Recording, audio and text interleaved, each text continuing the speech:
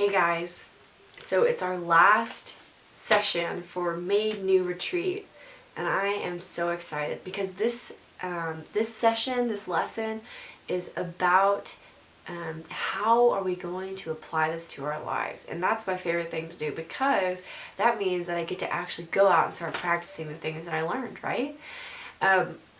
One of the biggest lessons, the greatest lessons that I've ever learned in my life is that once you learn something, you have to take time to understand what you learned, right?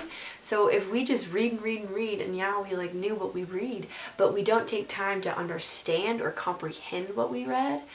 Have you ever read just through a chapter or through a page and you realize at the end, oh, okay, I read every word, but I don't even know what it said.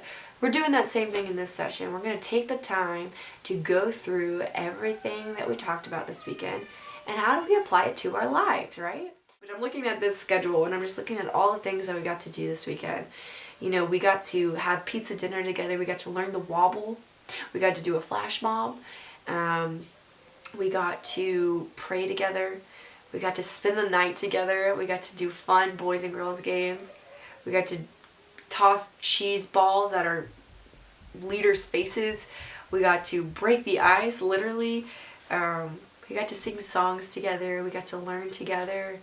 We got to do a photo shoot, play all these really cool games. So, guys, I just hope that you had a blast. And I hope that this weekend taught you a lot. And most importantly, I hope that you feel closer to God. I hope that you know more about the life that we're supposed to live. And above all, guys, I hope you know Jesus. And I hope that you had fun. Okay? So, let's get into this last session. Alright. So, session 1. What did we learn? Okay. So, session 1, let's see. What did we learn? Oh, okay. You were taught not to live the way you used to. You must get rid of your old way of life. That's because it is polluted by longing for things that head you down the wrong path. So in session 1, we talked about the way that we used to live and that we are commanded to rid of that. So throw it away, put it away, that old way of life. And so we went into the practices of things that aren't of God, right? So that's what we kind of talked about in session 1. Then moving into session 2, what did we learn from that? Session 2, this is the verse that we went over. It says, you were taught to be made new in your thinking. So we talked about what our thoughts do to our actions. How do our thoughts influence our everyday life, right? Man, that is a tough question because we don't really think about our thoughts, our private practices, the way that we act alone. We don't think about that really influencing how we act with other people, but I'll be the first to tell you that it influences everything about your life. So what you're putting into your mind, that's going to really affect your life and the way that you act and relate to other people. Session 3, the verse was, you were taught to start living a new life.